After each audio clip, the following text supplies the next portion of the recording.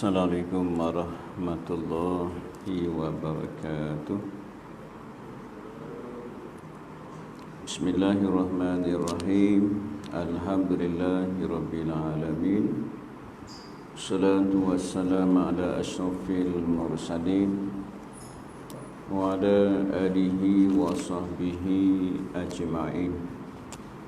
Subhanaka la ilma lana illa ma 'allamtana innaka antal alimul hakim. Wala haula wala quwwata illa billahil aliyil azim. Wala haula wala quwwata illa billahil aliyil azim. Wala haula wala quwwata illa billahil aliyil azim. Rabbi shrah li sadri wa yassir li amri wahlul 'uqdatam min lisani yafqahu qawli, amma ba'd. Qala Allah Ta'ala fil Qur'an 'azim, a'udzu billahi minasy syaithanir rajim.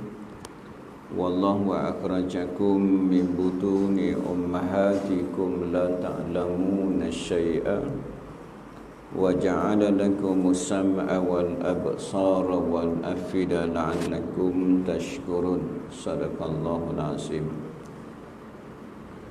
Alhamdulillah, syukur pada Allah Subhanahu wa taala. Sama-sama kita menunaikan sembahyang maghrib berjemaah. Mudah-mudahan amal ibadat kita diterima oleh Allah Subhanahu wa taala. Bersyukur juga kepada Allah Subhanahu wa taala kerana masih lagi dipanjangkan usia kita.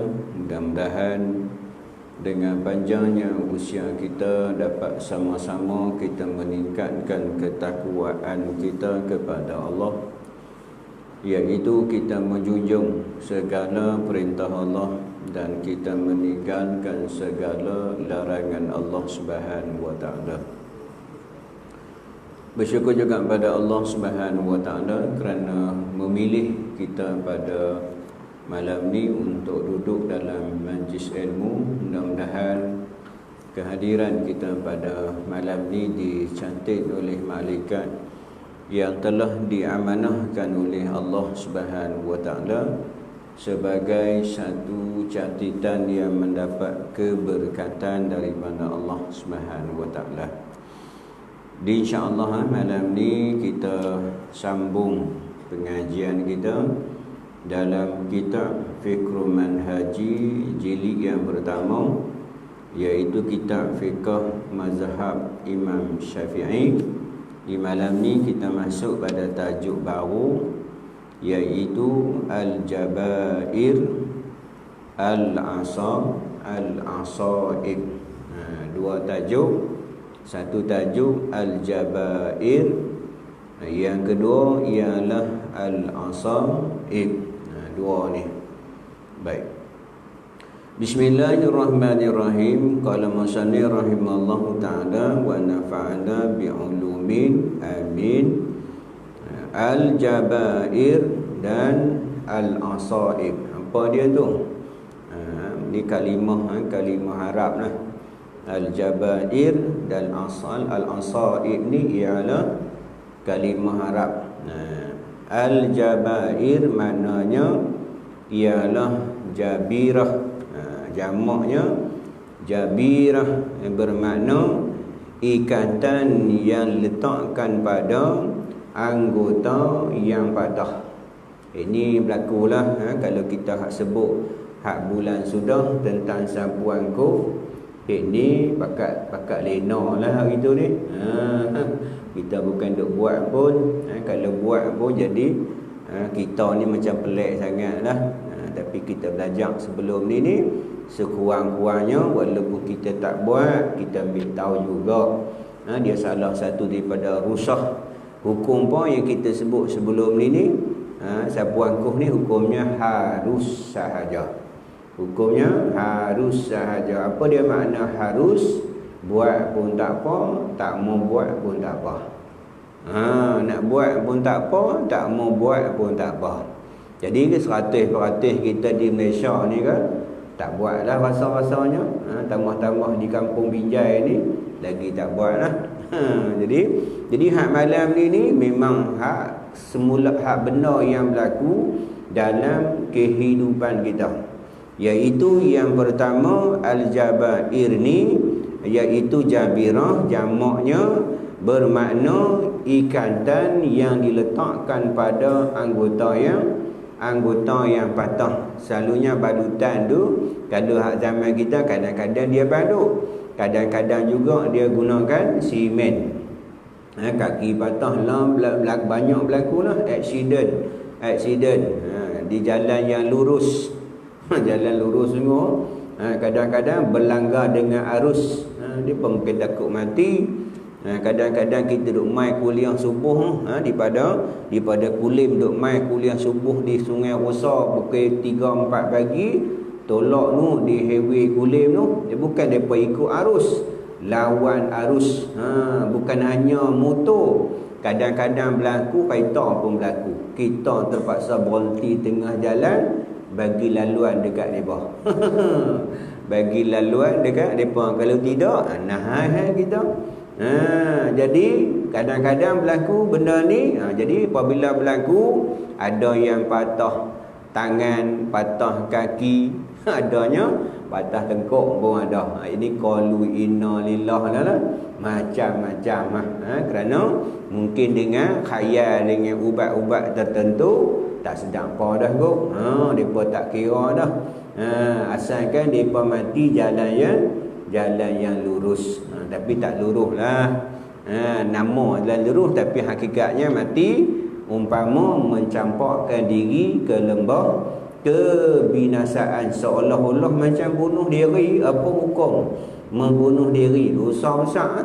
Seolah-olah tu Allah sebut jangan kamu campak diri kamu ke lembah kebinasaan. Seolah-olah macam tu lah.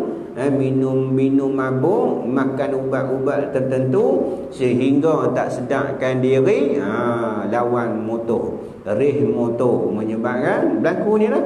Tapi kalau berlaku pada hak ni tak tahulah mereka tu semayang tak semayang. Mudah-mudahan hak tanggungjawab kita sebagai seorang ayah, seorang ibu, tanggungjawab kita. Bila berlaku macam ni, semayang tetap kena semayang. Sebagai contoh juga kita sebut sebelum ni, kanak-kanak yang belum balik, mereka tak semayang pun tak, mereka tak berdosa pun, bukan wajib atas mereka. Mereka tak semayang pun tak dosa. Sebab apa? Sebab mereka belum balik lagi. Siapa yang dosa? Kita yang dosa. Mereka tak dosa apa. Yang dosanya kita. Tu kalau anak-anak yang tak semayang dulu-dulu, siapa yang wajib kena suruh kita qada? Kita orang tua lah wajib suruh mereka hak qada. Kita wajib, mereka tak dosa. Yang dosanya ni kita ni. Tu Allah sebut dalam Nabi sebut dalam hadisnya, suruhlah anak kamu semayang umur 7 tahun, pukul umur 10 tahun. Ni kewajipan kita. Bukan hanya suruh semayang, kalau mereka meninggalkan semayang, wajib juga suruh mereka qada. Ada berlaku tak? Tak tahu nak kata. Hak diri sendiri pun belum qada habis lagi sahih. Hak tinggal dulu-dulu pun tak qada lagi, nak suruh qada tak tahu, wallahu alam. Hak ini kadang-kadang kita pun tak ambil berat. Itu kategori yang kita dengar tiap-tiap minggu, iaitu takwa.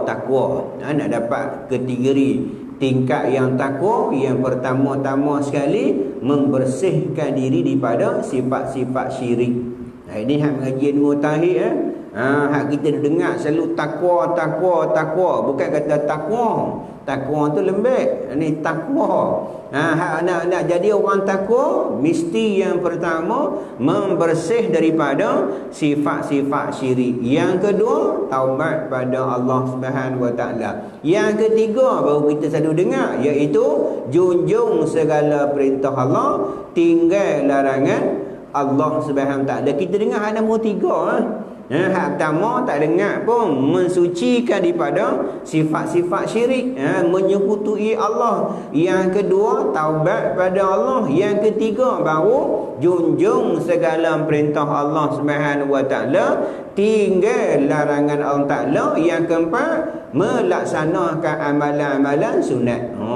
Tu nak dapat sampai takwa tu. Kita hak kadang-kadang hak peringkat melaksana hak perintah Allah pun belum selesai lagi. Hak semayang belum selesai lagi. Bukan hanya semayang, hak mandi wajib pun tak settle lagi. Hak mandi wajib pun belum settle lagi. Bagaimana kita tak settle hak mandi wajib? Bagaimana kita nak sampai tahap yang disebut dengan la'allakum tattaqun tu? Ini kita kena jaga.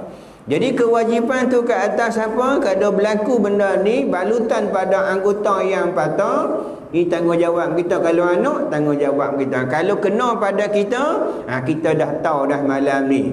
Iaitu kalau al-jabair, maknanya al-jabirah jamaknya ialah balutan yang terkena pada anggota yang patah. Kalau berlaku anggota yang patah, jadi kalau orang tanya apa dia ni, kita kata bahasa dari segi bahasa Arab maknanya al-jabair. Kalau jamaknya jabirah. Tahu dah reti cakap Arab dah kita. Kita memang duk cakap Arab dah.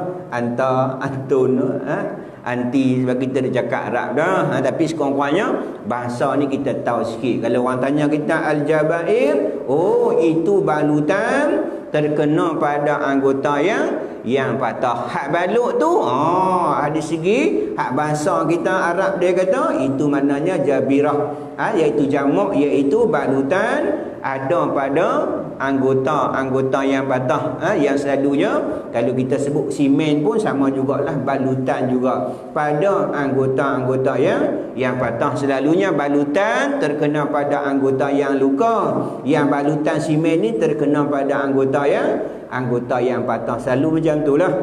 Selalu macam itulah dibalut dengan simen. Tangan, kaki. Kadang-kadang tangan dia balut. Macam maksudnya pergi hospital gantung dua-dua kaki. Maksudnya di simen digantung buah area-nya, pasal besi macam-macam lah. Kita pergi hospital tu macam-macam kita akan jumpa.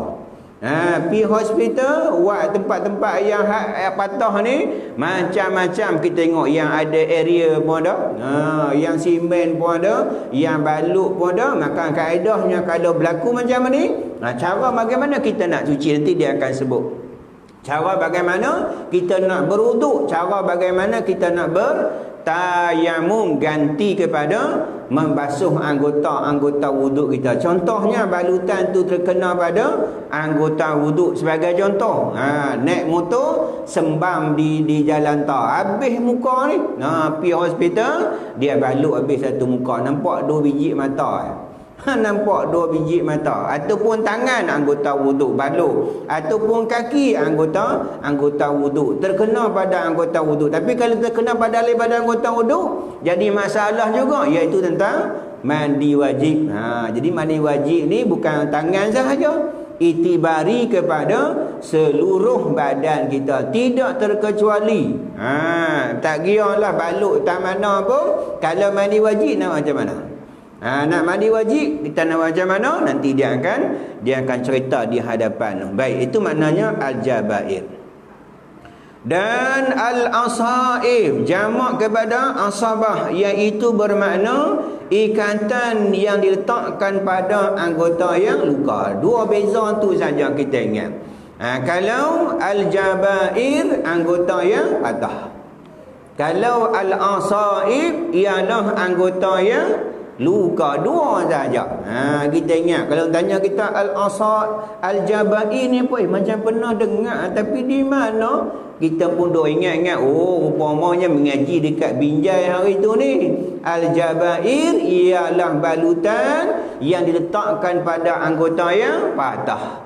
Kalau al-asaib, kita ingat pula ngaji dah hari tu ni, 16 hari bulan hari tu ni. Al-ansai maknanya balutan pada anggota yang luka. Dua tu saja balutan. Pada sama ada anggota tu patah, sama ada anggota tu luka. Maka dibalut. Balut pada anggota yang patah, balut pada anggota yang luka. Itu maknanya asa al-jabair dan juga al-ansaib. Nah, luka bagi menjaga daripada kotoran lah. Sebab kita balut tu sebab itulah. Kalau kata patah, nak bagi patah-patah bila kita pakai simen tu, apabila patah tu dia tak goyang lah. Apabila balut dengan simen, balut dengan kain, balut dengan kayu. Dulu-dulu orang buat kayu.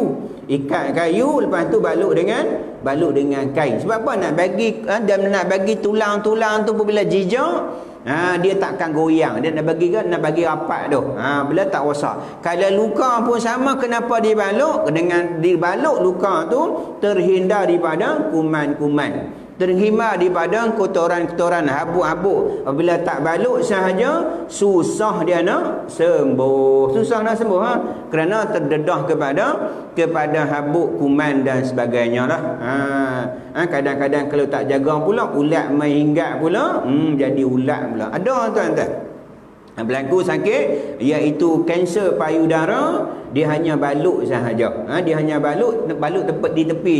Hak tengah-tengah tu dia tak balut. Lama kelamaan tanpa dijaga orang tua ni, maka mai lalat hingga di kanser tu menyebabkan lalat tu berak, iaitu keluarkan ulat di situ, menyebabkan makcik ni berulat.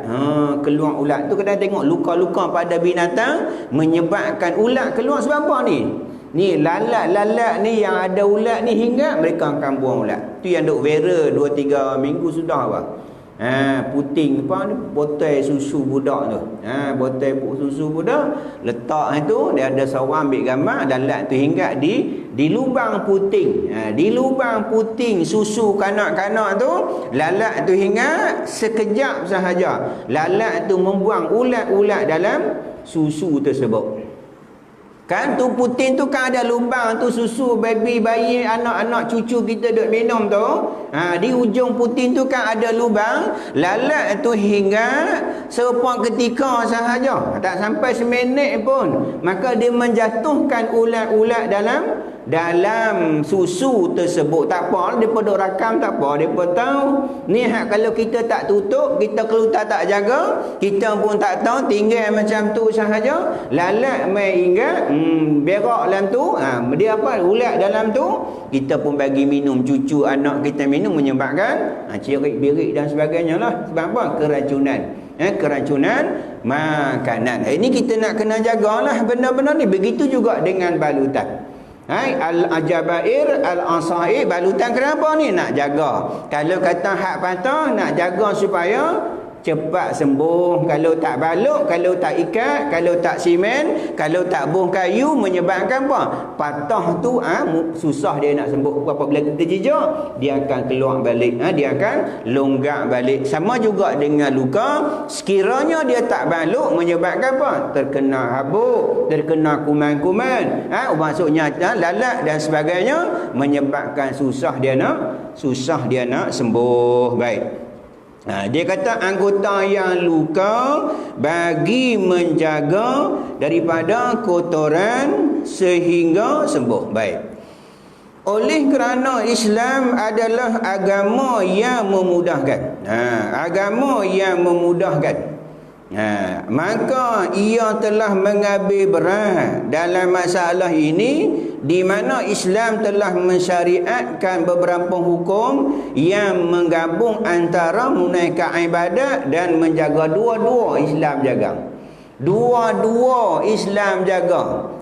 Hak untuk kesihatan pun Islam suruh kita jaga juga. Hak ibadat juga dia hak jaga juga. Dua-dua dia jaga. Hak kesihatan kita pun dia Islam nak jaga. Begitu juga hak ibadat jaga. Cuma dia bagi rusah keringanan tertentu lah. Kalau kita sebut tentang bab sembahyang nanti ni, contohnya orang yang tak mampu berdiri boleh sembahyang duduk.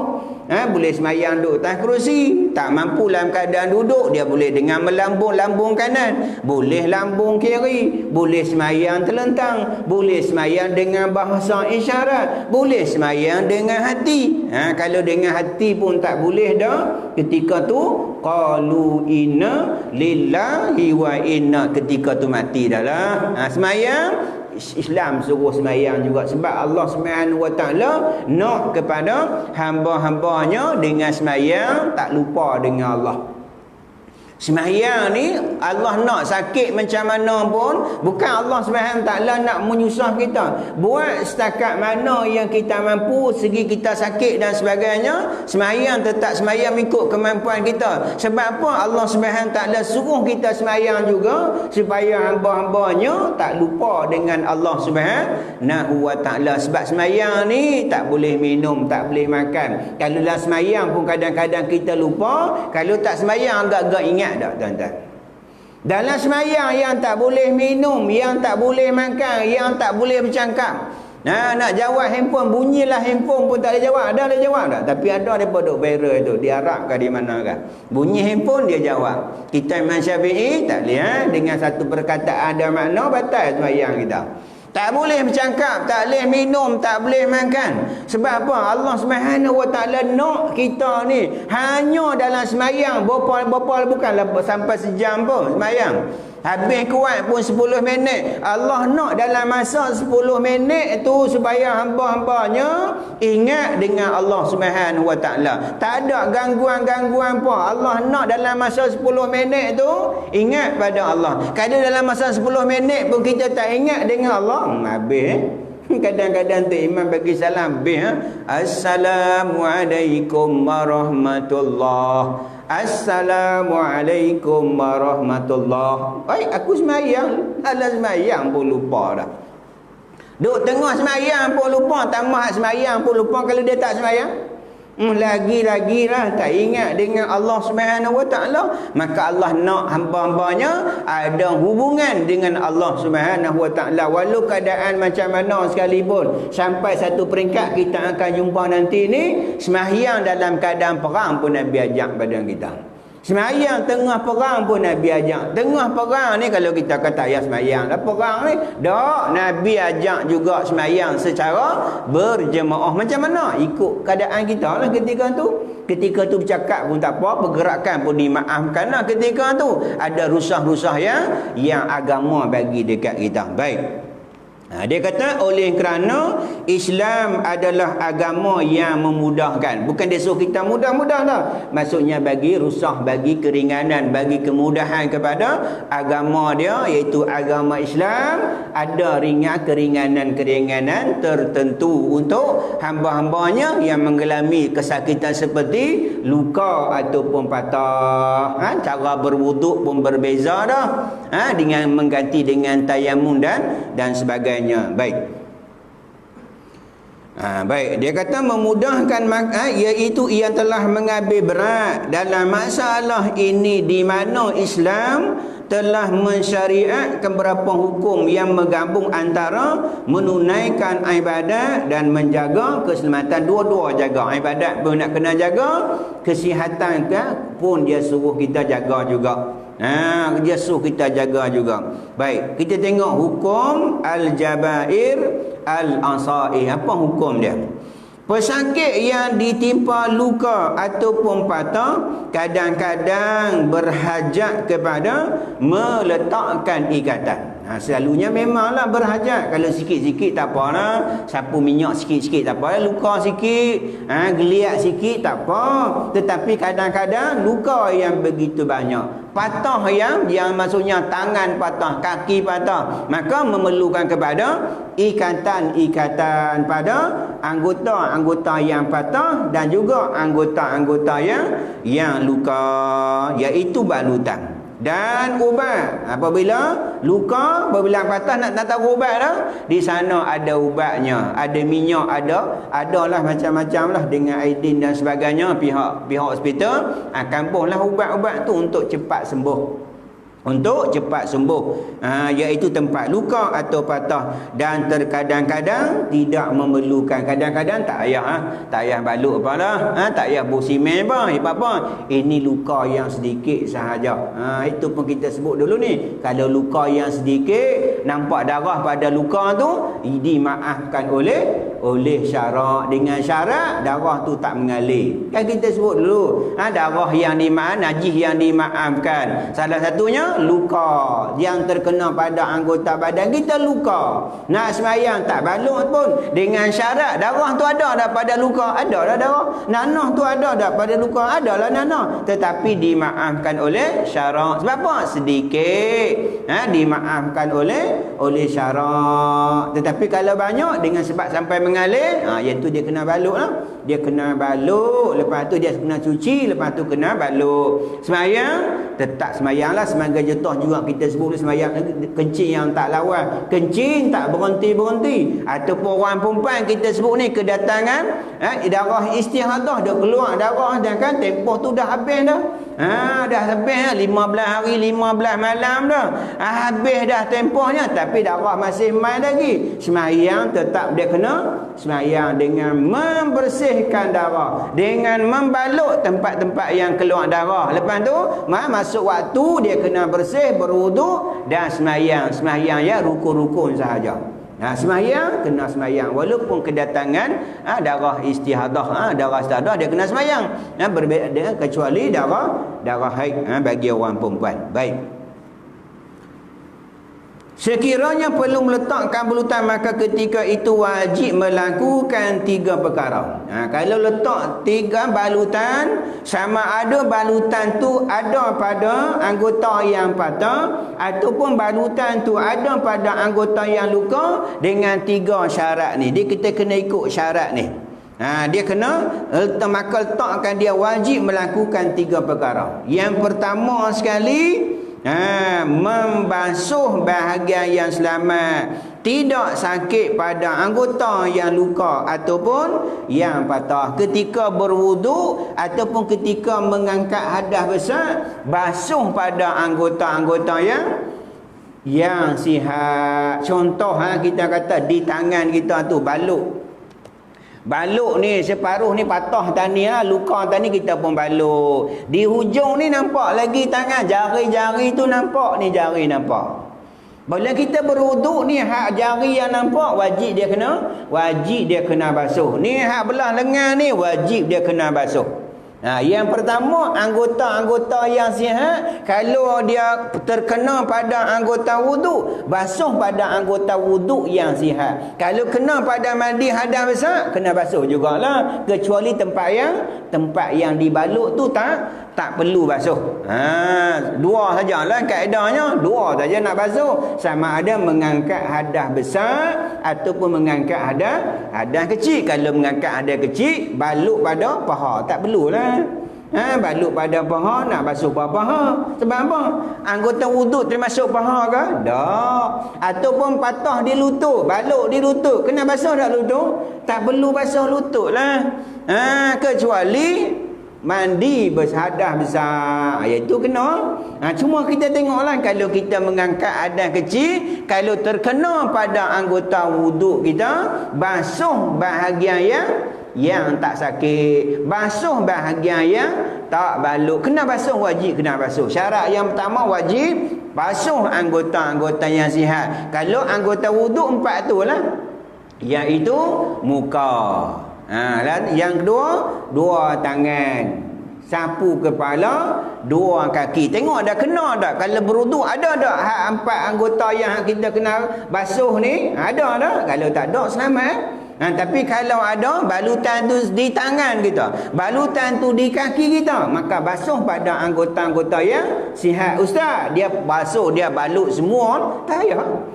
Dia balut daripada buku lali sampai hujung jari simen kan simen. Dia simen habis daripada hujung jari sampai ke paha. Nak berjalan pun tak boleh dah. Maka ketika tu tak perlu basuh lah. Ketika mana berwuduk. Hak balut tu lah tak basuh. Sebab apa? Dia melebihi hak hak fardu wuduk dah. Sebab apa? Hak fardu wuduk hanya di buku lali saja, berbeza dengan hak mandi wajib. Jadi hak kita ingat, yang pertama dia kata wajib yang pertama melakukan hak 3 perkara. Yang pertama membasuh pada balutan, membasuh pada bahagian yang selamat, tidak sakit. Kita ingatlah hari ini, kalau kena pada kita, kena pada adik-beradik kita, kena pada anak kita, kena pada cucu kita, kena pada jiran kita, kita kena beritahu.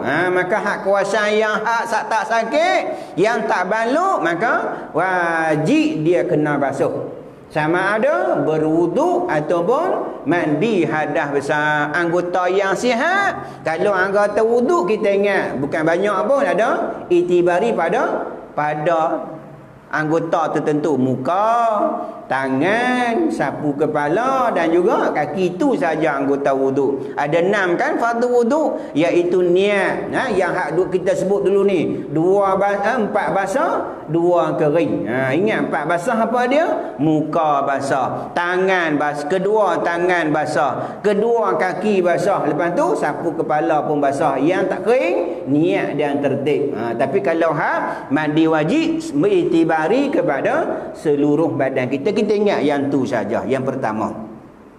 Yang kedua, wajib kita kena buat. Yang kedua, selepas kita membasuh pada anggota-anggota yang sihat, yang tak baluk, yang tak sakit, pada anggota wuduk ke, ataupun kita ketika mengangkat hadas besar, yang kedua dia kata ialah menyapu seluruh balutan atau ikatan. Kalau balutan tu pada tangan, kita ambil air, bukan basuh di simen tu, bukan basuh di kain tu, sapu. Beza tak?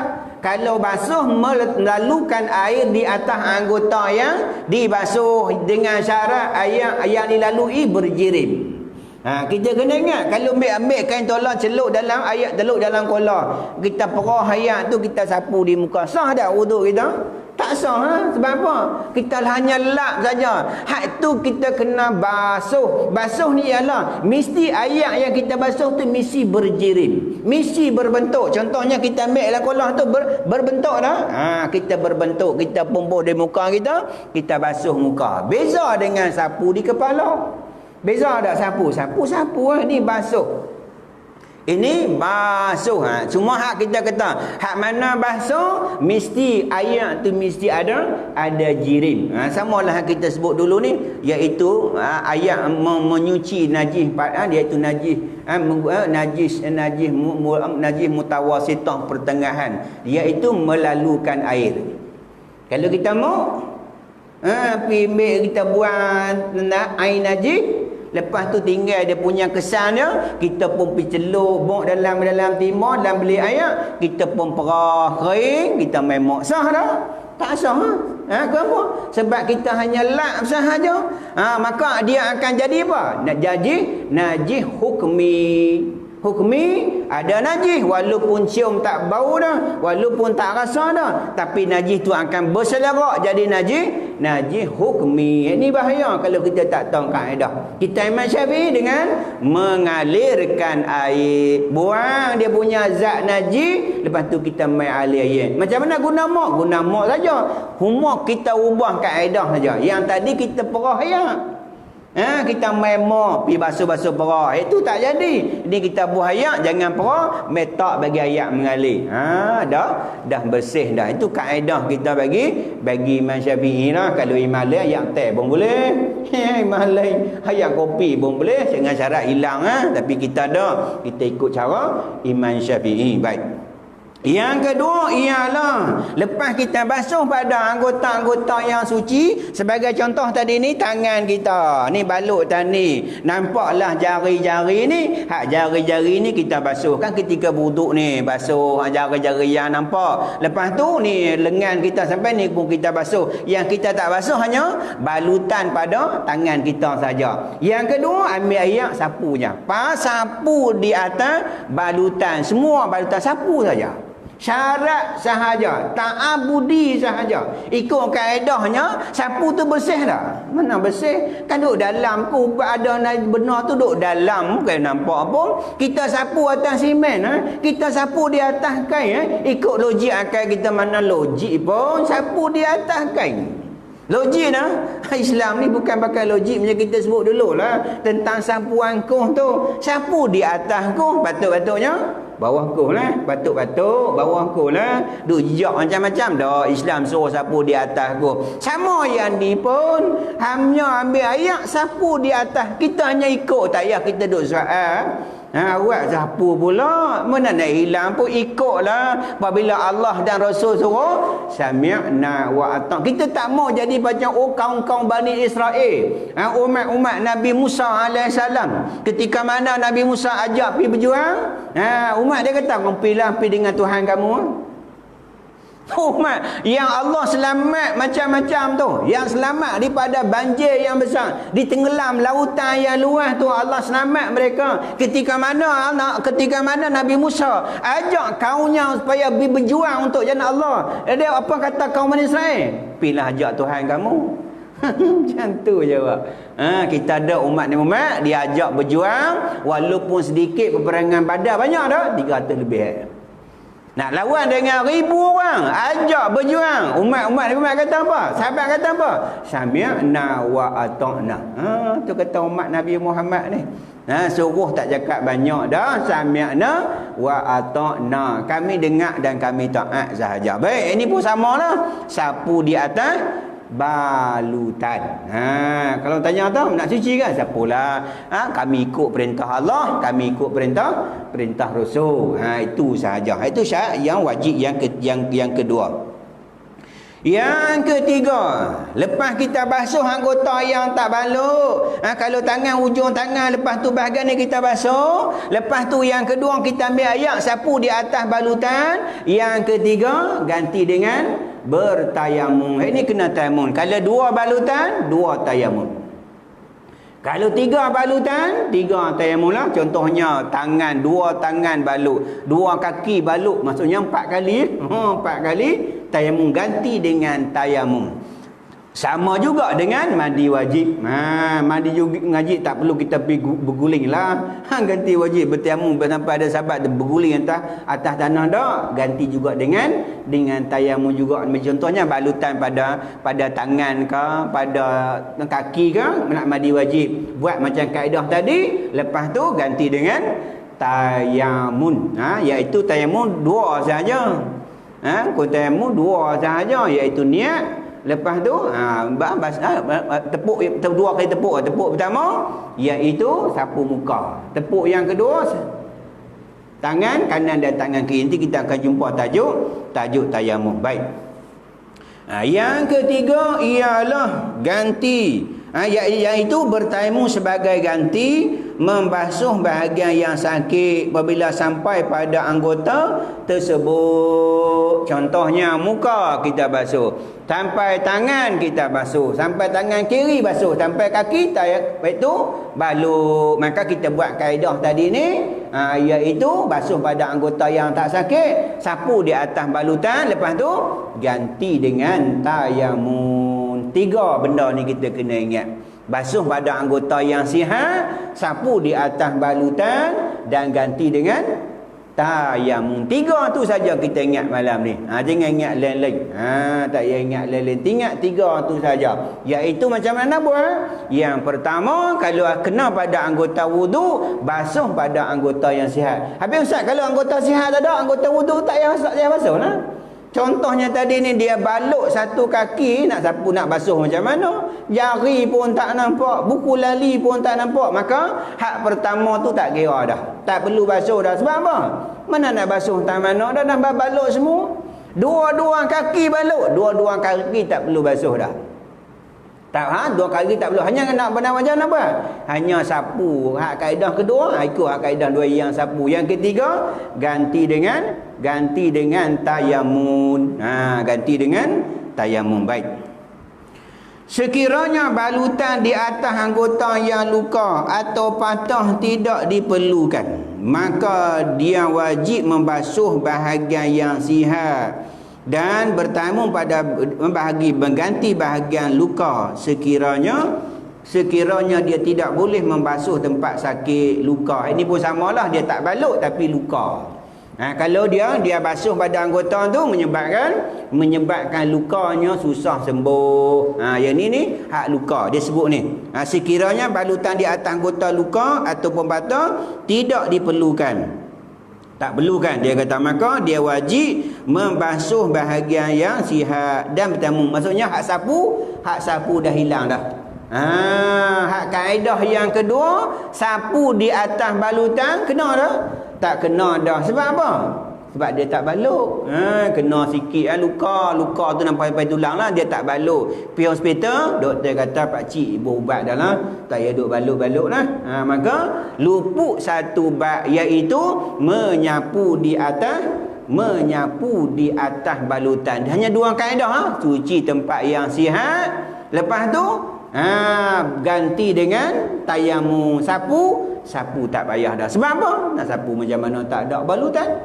Maka dia kata maka dia wajib membasuh bahagian anggota dan bertayamum bagi mengganti bahagian yang luka sekiranya dia tidak boleh membasuh tempat sakit luka tersebut, dan wajib mengulangi tayamum pada setiap kali sembahyang fardu sekiranya dia tidak berhadas, manakala anggota-anggota lain yang tidak wajib dibasuh semula melainkan sekiranya dia berhadas. Ni kita ingatlah ni lah. Dia sebut ni, dan wajib mengulangi tayamum setiap kali nak sembahyang. Contohnya tadi ni, kita tayamum kan anggota, contohlah kita buat sekali lah tadi ni, kita tayamum sebab apa? Kaki kita balut. Sembahyang maghrib tadi ni kita berwuduk sampai anggota tu kita pun sapu di atas balutan, lepas tu kita ganti tayamum. Sat lagi nak sembahyang isyak, sat lagi ni kalau dia tidak berhadas, hanya bertayamum saja.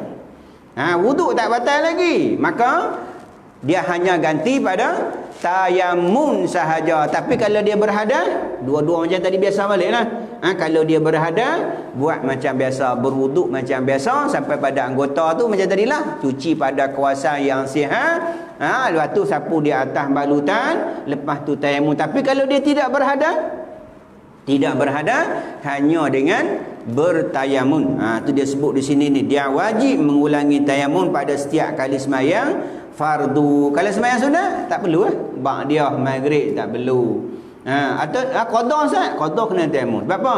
Qada juga adalah fardu.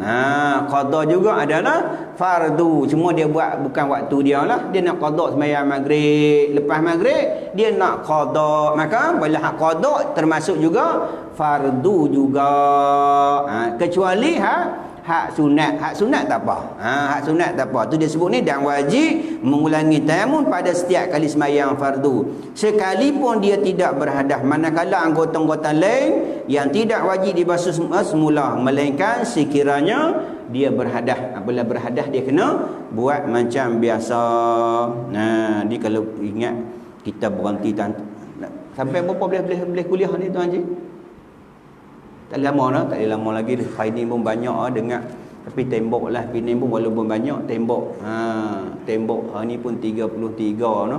Tembok luang seorang. Kedah pun sama, Kedah pun tak ramai Kedah. Dalam 7 ke berapa kah? Luang seorang je. Yang tinggi lah ni, yang tinggi Selangor dengan Sabah lah. Kita walaupun ni kita kena jaga jugalah. Kita ikut SOP. InsyaAllah kita jaga, kita berjarakkan, pakai penutup, pakai kita kak basuh tangan. Kenapa? Benda ni masih ada. Kita masing-masing kita kena pakai jagalah. Dia kita ingat kalau saya sambung tadi kita baca satu muka lebih kurang sejam dah ni. Kalau kita sambung lagi ni 2 jam. Di 2 jam lambatlah, insya-Allah kita sambung pada bulan depan. Tuan-tuan tandalah itu dalil menyapu di atas al-jabair. Ada dalil insya-Allah. Wallahu a'lam. Marilah sama-sama kita tangguh kuliah kita pada malam ni dengan tasbih kifarah dan surah subhanakallah wa bihamdika asyhadu an la ilaha illa anta wa astaghfiruka wa atubu ilaik. Bismillahirrahmanirrahim. Wal 'asr innal insana lafi khusr illa allazina amanu wa 'amilus solihat wa tawasaw bil haqq wa tawasaw bis sabr. Bismillahirrahmanirrahim. Alhamdulillahirabbil alamin wassalatu wassalamu ala asyrafil mursalin wa ala alihi wa sahbihi ajma'in. Allahumma faqihna fid din wa 'allimna ta'wil wahdina ila siratikal mustaqim. Allahumma aghina bil ilmi wa zayyina bil hilmi wa akrimna bit taqwa jamilna bil afiyah. Rabbana atina fid dunya hasanah wa fil akhirati hasanatan wa qina adzabannar. Wa sallallahu ala sayyidina Muhammadin khatimil anbiya mursalin wa ala alihi wa sahbihi ajma'in. Subhana rabbika rabbil izzati amma yasifun wa salam salim walhamdulillahi rabbil alamin. Sekian billahi taufiq wal hidayah. Assalamualaikum warahmatullahi wabarakatuh.